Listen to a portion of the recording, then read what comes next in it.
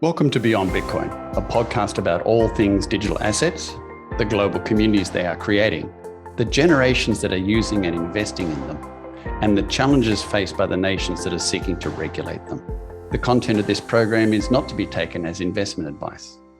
My name is Derek Graham. I'm the CEO of Portal Asset Management, and my co-host is Nitin Gower, Director of IBM Digital Assets and CTO of Portal.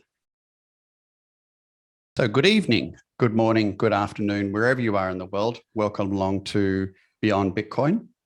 And of course, today I always have my friend and associate with me, Nitin Gower. Hello, Nitin. Hey, Derek, I'm back. I'm back from London. I missed the podcast last week, but I heard it was terrific. Great feedback. So nice job. It was such an exciting time. We hardly noticed you were missing, actually, Nitin. Ouch, that hurts. So, of course, we've got a special guest today, and thanks, Nitin, for introducing us along the way. Greatly appreciated. So, Alex Nascimento has joined us today. And if I may, Alex, I'll just give a little bit of a preamble to you so that the audience has got an idea of quite what you've done to date and how you've got here, because it's impressive. And so we see you've done an MA and an MBA, and you lecture at UCLA on blockchain, where you focus on blockchain business applications and security tokens, which I think is going to be the conversation today. In addition to the role, you're also the managing director of 7CC Blockchain Investments, and you say it's a company that focuses on supporting and fostering the blockchain industry. But somehow or other in your spare time, you've managed to write a book called The STO Financial Revolution, uncovering regulated and compliant fundraising via blockchain. So I've got to say, this is a topic we've discussed a number of times along the way, and that is the relevance of the current regulations to the current technology that exists. And, in this realm, there are so many doors to enter this space and so many ways of getting into it. Maybe you could just tell us how come you've entered this space, which door did you come through? And what made you arrive in this world of security token offerings and, your support with navigating regulations that you're doing? Fantastic. Well, Derek, Nitin, pleasure to be here. Thank you so much for inviting us. It's always a pleasure to share the stage with Nitin, and a pleasure to meet you, Derek, over the web. Been across the globe with Nitin on some different panels, so always a good chat. Great. Personally, sure not to use our time much more efficiently than talking about myself, but I was teaching at UCLA a bunch of different strategy and tech-related investments and marketing classes. And I was a tech investor, invested in startups and things of that nature. Was a member of Tech Coast Angels, which is the largest angel group in the US. And started, met some folks in the Silicon Valley that were working around the Ethereum and the MetaMask project, and following their lead, started investing in early token projects, not to call them ICOs, because that's not a good word. But they were at the time. Obviously, yeah, and just like being very candid. Obviously, I didn't do anything special. It was just like the right time at the right space, and had some incredible returns that some of my peers at UCLA and at that Coast Angels were surprised by, and I guess everyone was surprised by in 16, 17 about the returns that these projects were doing. So at that point, mainly led by a very senior faculty at UCLA, George Abe, who was my professor when I was there doing my MBA, kind of had this insight that UCLA, as being one of the universities that fostered the internet, should have a blockchain initiative.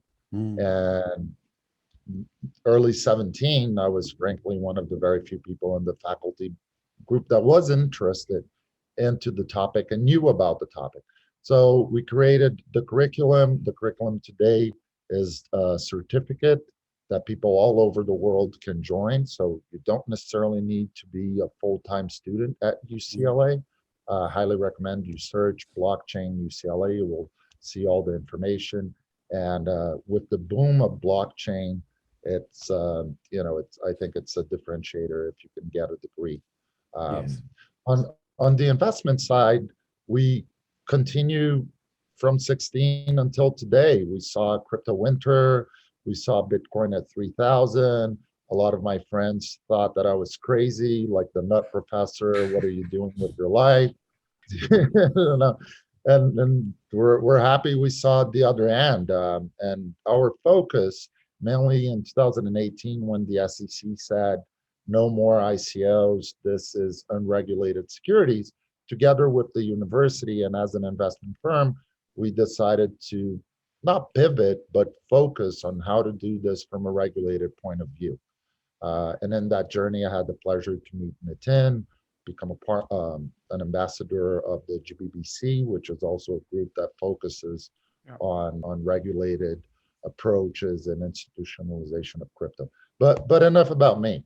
Let's talk about what the audience would like to hear. Yeah, I had a question on this, Alex, and I think we've briefly chatted about this earlier. As is in the industry, and I think US, as you know, is still navigating through this entire complex set of regulatory and compliance challenges. And we oftentimes use the term regulatory arbitrage, which is basically ability for individuals, because we're dealing with truly global platforms, and ability for us to be able to move the assets seamlessly with little controls across borders.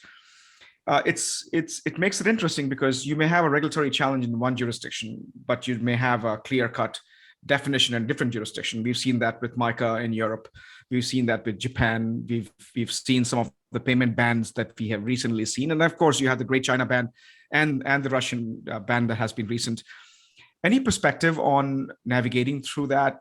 As both as an investment professional, but also as a blockchain professional, and having seen the industry from ground up, and we all have been there from ICO phase, and there is certainly an essence of investor protection, which is the entire intent and the reasoning behind regulation.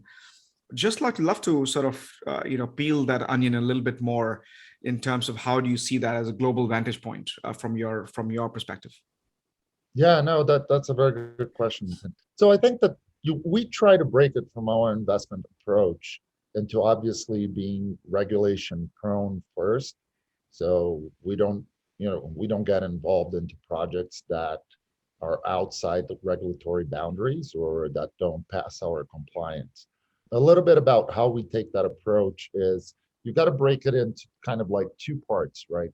One is, where is the company that's issuing the token residing, or where are you issuing the token from, and what you can do in that jurisdiction.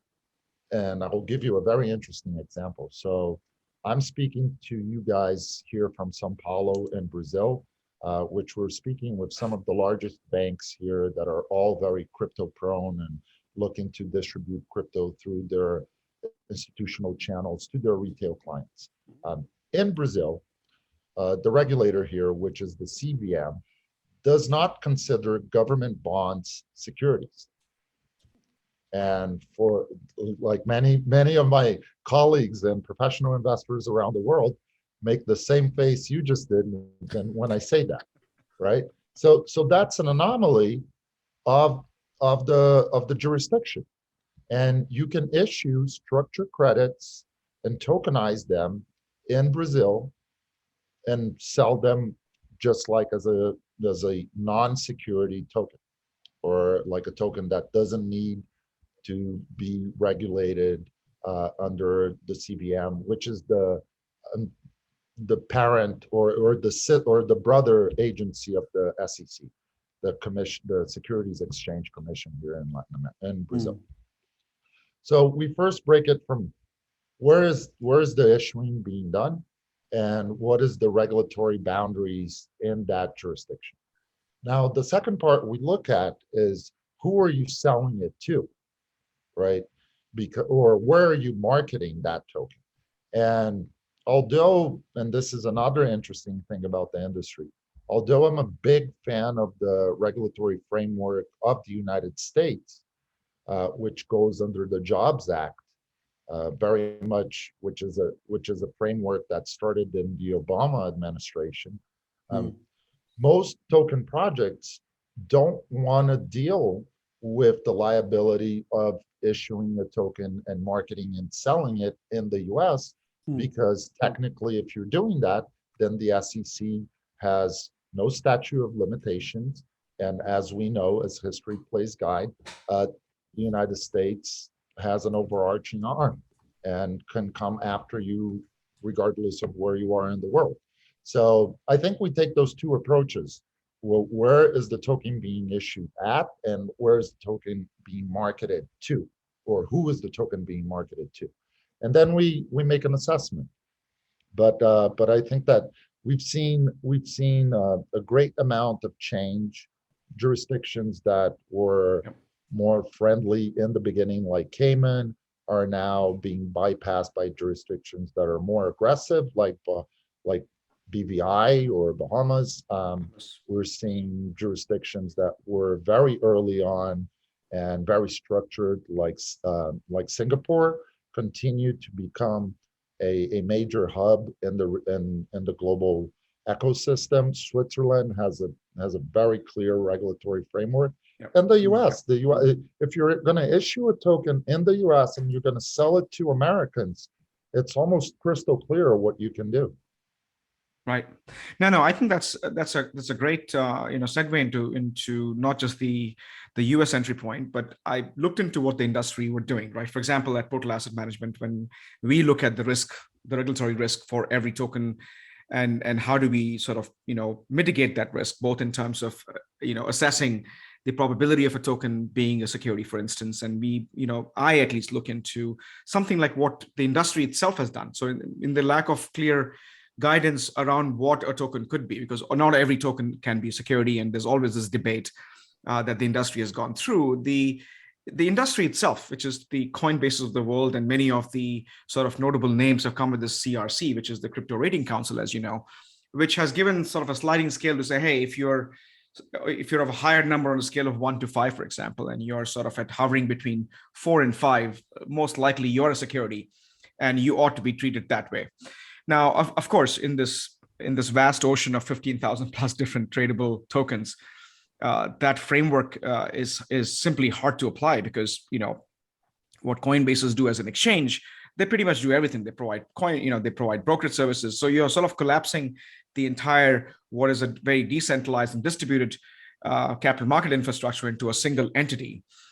So at some levels, I'm looking at this from a point of view to say, there is an irony in the fact that we are going after decentralized infrastructures, and you have the centralized entities who are doing everything, but at the same time, in absence of a true regulatory guidance, you see the CRC sort of frameworks, and you see DAX, which is trying to do what S&P 500 has done in creating indices, making life easier for investors. And I'm just looking at this from as an investor, as a technologist, to see how many funds actually have that acumen or actually follow that, or it's purely about numbers in terms of looking at a token and investment thesis that follows is purely based on numbers, or are we looking at this external elements that actually has a risk impact on portfolio, whether it's regulatory risk or the risk of regulatory arbitrage that may prevent a fund from one jurisdiction but may flourish in another jurisdiction. So I'd love to get your perspective on CRC and DAX and so on and so forth, to see if you're actually employing some of those techniques as well. We do employ some of those. Obviously, all the funds have a fiduciary duty of making returns for their investors, right?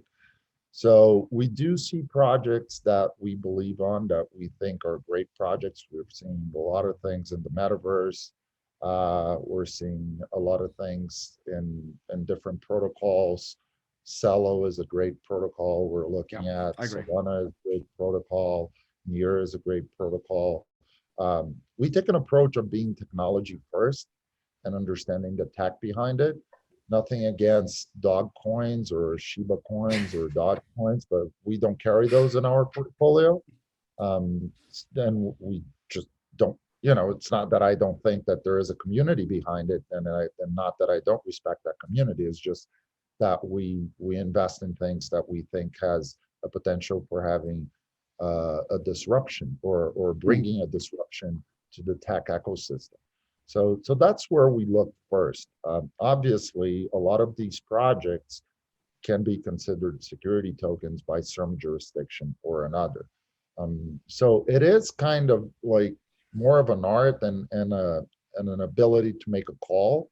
But what we're seeing is that as the industry evolves, the regulator is falling further and further behind. So now, if you look, the regulator is looking at like trying to understand what DeFi is and how to regulate DeFi, right? The industry is already like DeFi 2.0. What can I sell as a financial instrument on the metaverse? Yeah. So good luck for the regulators, and hopefully they can employ more people. But we just feel it's going to be challenging for the regulators to continue to follow the industry.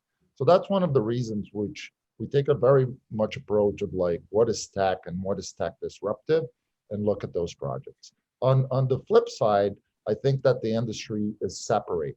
We're seeing more and more projects that are pure security tokens, kind of like tokenization of real estate. We're working with some of the largest producers here in Latin America to tokenize farms, industrial farms, right? We're seeing tokenization of minerals. We're seeing like financial products, yield products, bond products. Structured credits is something that we feel is going to be very strong in 2022.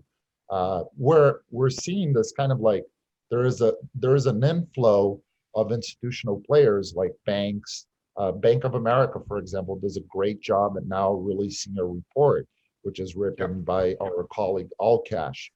So you're seeing this merger, and I think that as we move forward, the industry will continue to be disruptive and have projects that are kind of like you take that risk approach and you believe in the tech and you invest in it because you believe in the tech. And then you have another approach, which is like clear financial instruments that fall completely as a security token that are a financial instrument of democratizing access to previous investments that were not available for people like, for example, in Vietnam. Which is really in what are they? I think they're the number one user outside the investor space in the world, which is really quite something. And so one of the things that I often sort of have a wry smile about is sometimes I think some governments in the world are racing not to be the last. They really don't want to be the first, and they don't want to be early, and their regulations are struggling to keep up, but they don't want to be the last. So you get this sort of unusual situation where all the economies are getting dragged up because one group becomes the most friendly regulation location in the world. And so therefore everyone starts going there. And another group realizes that they've over-regulated, so they've got to start making it regulation friendly. So do you think we're going to get situations where, people are going to establish their operations for the purposes of regulation in Estonia, by example, and live in the mountains of Bali whilst promoting into the USA? And this sort of borderless environment, do you think that's going to see a lot of the new birth of these STOs? Or do you think ultimately STOs are going to raise sufficient money to be prepared to regulate correctly within the domains of America as its first location? That's a very good question, because I think it's a little bit of both, right? So let's take the US as an example. And I think it's an interesting thing to point to the US, and a lot of people around the world, when we go and do these panels and keynotes that I meet and attend in Dubai or other places around the world, people kind of scratch their heads and are like, why does everyone talk about the US? Mm-hmm. Why is it so relevant to hear this nutty professor from UCLA? It's very simple, right? It's because like the SEC regulates 40% of global trade of financial instruments. It's just because 40% of the volume of financial instruments is traded inside the United States. So if you look at the like larger financial ecosystem, all the banks in Indonesia, all the banks in Singapore, all the banks in Brazil, look at the SEC to have a little bit of guidance of where 40% of the market is going to go, right? So if you look at security tokens, I think it's very clear of what you can do in the US. And I think that that will continue to lead the pack because a financial institution will never play in kind of muddy waters or gray area because it's just like not big enough of a market, right? At all-time highs, we've got like 10-20% of like the gold market, which is, you know, small compared to like all other financial instruments. Now, if you box that into regulated, tokenized financial instruments, I think the US is going to continue to lead the pack because it regulates 40% of the institutionalized market. And simple as that, right? No more, no less. Now, if you look at the other side, which is a very good part of your question, is are people going to go into this borderless environment and flock around the world and try to find jurisdictions that are more friendly?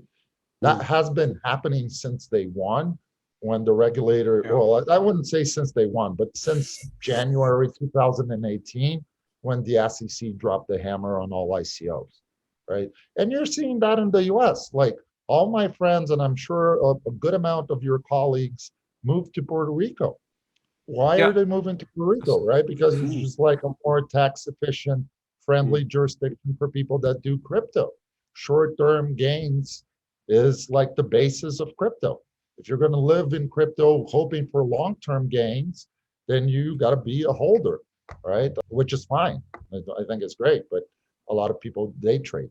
So I think we're seeing that in the US. We're seeing jurisdictions becoming much more friendly and trying to rush forward. And as these smaller countries move forward, like BVI, like Bahamas, like Cayman, like Liechtenstein, you're seeing more relevant economies and countries following that path, not to be the last, like you said, you know, like BaFin is a great example. The German regulator, like very prone, very much looking into innovating, and frankly, Germany is one of like top 3 economies in the world. So I think it's kind of like a race to the bottom, and we're end up going to get to a space where it's going to be hard to regulate, just like it's hard to regulate the internet. It's going to be very hard to regulate tech development in the blockchain world. It's going to be easy for you to regulate financial instruments that are tokenized.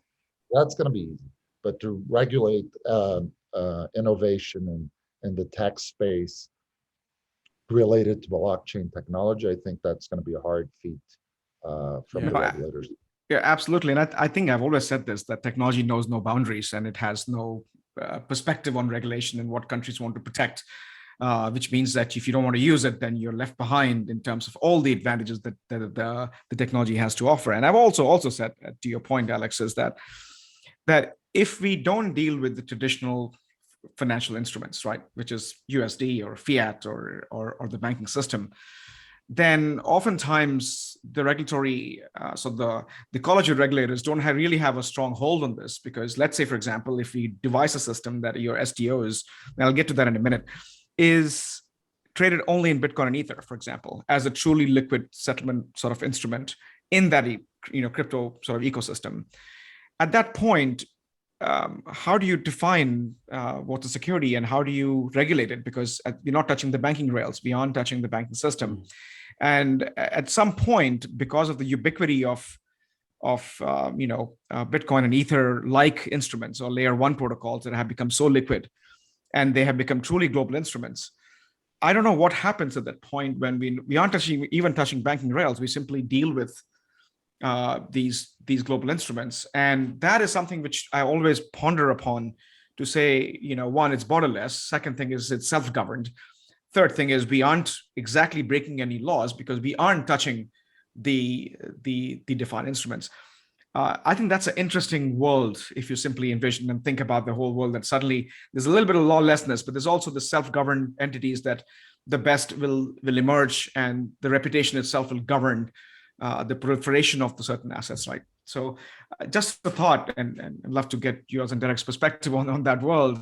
I do have a question on STO because you bring up an interesting point, and this is related to my previous comment. Is as an equity investor, for example, you're in venture and you're making these investments in entities who are doing structured credits, for example. But then you turn around and when they create an STO, and I'm just wondering, is the investment from both sides? What is the vantage point of an equity and a venture investing versus investing in the actual token and holding a token and trading those tokens based on certain metrics that market has to offer? Is there one advantage over the other, or is it advantageous to have both because you have a venture investing on one side at the same time you want to promote the holding of these tokens and trading of these tokens because that helps your venture investing? Yeah, so that's a very good point, and I think that the right answer is a little bit of a balance of both, right? And every investment is its own animal. For the audience to have a bit more clarity, I think that if you do a traditional equity investment and you get very early on, you're going to get a piece of ownership of that firm. So let's say you buy 10%, right?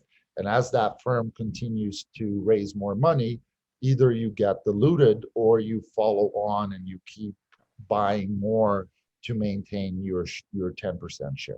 And I'm sure that a lot of your audience, a large portion of your audience already knows that, but some people enter the space at different stages. So just to bring everyone to the same page.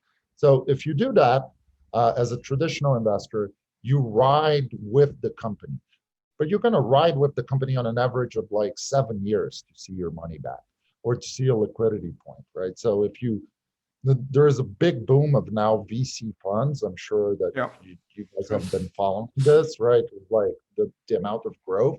Like, good luck for the investor, because in this world, if I don't know what's going to happen in 7 years. In 7 years, we might all be living inside the metaverse, and then like your dog food equity investment is worthless, right?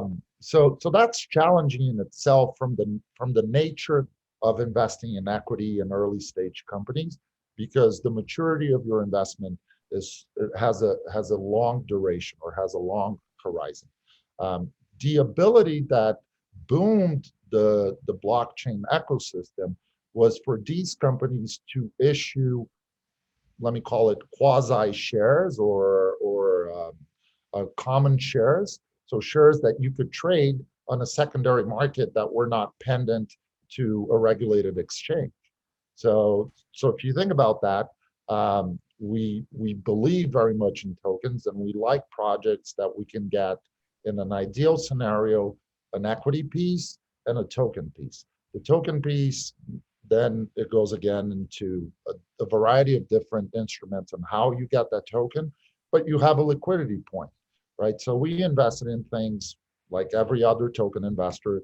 That token got listed at 5, went to 15, and now trades at 50 cents, right? We've all been there, we've all done that, but at least you have a liquidity point where you can get your money back. On an ideal scenario for people that are listening to us, I think that if you can get in and get a piece of the equity, with the notion that you're going to have to do follow-ons, so plan your cash flow to follow that firm, and also get a portion of tokens where you can reach liquidity at a earlier stage. I think that's the ideal scenario, and that's why you see some of these funds, some of these venture funds in crypto making such, like, 3 digits, 4-digit returns. You're on mute, Derek. So Alex, in your book, STO Financial Revolution, I mean, you talk about really, obviously how to navigate your way through regulations and, to deliver a compliant product. Just as for those entrepreneurs listening, or for those that are thinking, I want to create an STO, or I'm interested in STOs, but what are the prime 2 or 3 things that are the showstoppers normally for an entrepreneur that's building a security token offering, that he just has to get past, the SEC regulations on the way? Yeah, so I think that's a lot of value for the audience. So first of all, like, you know, think about your project as two things. If your project is a project that the token gives the holder access to an ecosystem, you could potentially position it and qualify it as a utility token, which would be outside the boundaries of the regulator, right? So if your Yes. token gives someone access to an ecosystem like a blockchain protocol, then you could get a legal opinion and qualify your token as a utility, because the rise in price or the rise in value of that token would be driven by demand and supply of that token, not by the financial instrument itself or not by the token itself. On the flip side, if you look at your project and you say, my project is an investment project, people are giving me money with the belief that they are going to make more money, such as like a yield product, or such as kind of like buying an apartment in a building where the building is at ground and you're going to buy that apartment on the blueprint, and then the building is going to grow and you're going to resell it, right? So if there is an angle of people giving you money because they believe in your efforts to return more money to them, then frankly that's a security token, with some anomalies like in the Brazilian regulatory environment, government bonds are not considered securities. Yeah. Right. So you have to kind of like take those into consideration. But the second step would be call a securities lawyer in your jurisdiction. There's, I highly, highly recommend, if you're ever going to do either a utility or any tokenized project, have legal advice from a securities lawyer in your jurisdiction, meaning the jurisdiction you live in. Yes. Because that's the starting point. The second point is like, make sure that you have also legal advice where you're going to reside or issue the token from. And then the third point is where legal advice on where you're going to market that token. Does every project does that? No, but that's like the proper way of going. At least make sure you have a legal advice on where you're sitting. Yeah. So if you're sitting in the US, get a securities lawyer from the US. If you're sitting in Switzerland, do the same. If you're sitting in Japan, Singapore, do the same. And I think that the third aspect of it is really thinking about who your audience is and how you're going to distribute that project, right? Is your audience a pure crypto tech savvy person? Then find the right channels to do so and the right platforms to distribute that project. If your audience is a more kind of institutional, your grandparents trying to buy a financial instrument, that's a different space. But legal advice, I would say, is probably the most important thing. The other thing that is, and I think that's a very good point. And yeah, we also are talking about 40% of the markets you're saying are in the USA. So 60% aren't, but also that means that if you look at the top 20 countries that are already the great users of this space, which is Vietnam, India, Pakistan, Ukraine, Kenya, Nigeria, Venezuela, etc., before you even get to the USA. I wonder whether these particular nations, Alex, are simply turning around and going, SEC regulation, fascinating, not relevant to my marketplace. My marketplace wants this, and you're seeing the developing countries maybe not embrace the SEC regulations, or is that not the case? Do you think, Alex?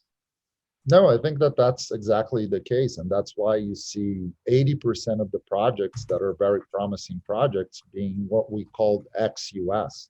They don't take US citizens, right? Yeah. If you go do the KYC and there's like a drop-down menu, like, where do you live? USA, yeah. Then you get like a big like red screen and your Correct. IP is blocked immediately. You're not feeling the love, really, are you? Yeah, you're not feeling the love.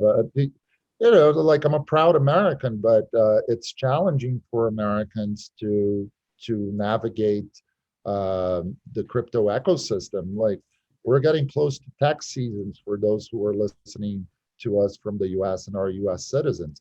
If you look on the web, every single major player, Coinbase, Gemini, the major funds, even Grayscale. Like yesterday, I received a full report from Grayscale on how to treat your taxes. It's a nightmare. You got to be an engineer like Nitin to probably understand how you're doing it. Exactly. It's like beyond my capabilities. And there's very few Nitins in this world. Yeah, and you're so selling yourself, Alex. I think you're brilliant, and I've heard you speak, and I've heard you opine, and I think I think it takes all. It takes a good thought leader, a good engineer, a good business person, and certainly a good professor, if I may add that.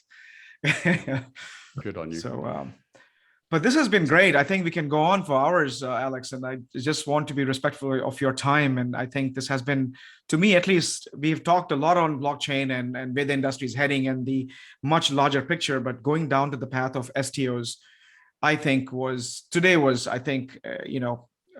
fairly rich conversation, both in terms of your global perspective that you bring. So, thank you again for your time. And I'm sure, I don't know if you're going to Dubai in March, but if not, then we should certainly meet there and catch up again. Yeah, Derek, no, my pleasure. Thanks so much, Nitin, Derek. It was a true pleasure to be on your podcast and anything I can do to the audience. I'm happy to help. You can find us on LinkedIn, Alex Nascimento, UCLA. I'm the black and white picture, or also Instagram at 7cc Invest. Happy to continue the conversation. Good on you, Alex. Greatly appreciate that, because that's going to be very important. The audience does like to connect with, and I think today is really the introduction you did is a mouthwatering introduction to what this space is going to be. I mean, you're talking about the biggest asset classes in the world are securities. And so tokenizing them means that you're tokenizing the biggest asset classes in the world. So it's a very important topic. And thank you so much for coming on board. And hopefully we can do this again sometime along the way. Greatly appreciated. And Nitin, I didn't mean that business about missing you, not missing you. Okay. Well, thanks again, guys. Take care. Sure. Good on you. Bye, Alex. Bye for now. Safe travels, Alex. Bye. Bye. We hope you enjoyed our weekly conversation. If you have any questions, comments, or suggested topics, please feel free to connect with either Nitin or myself on nitin@portal.am or derek@portal.am. Feel free to subscribe and share with like-minded friends. Stay well, inquisitive, and engaged. See you next week. Bye for now.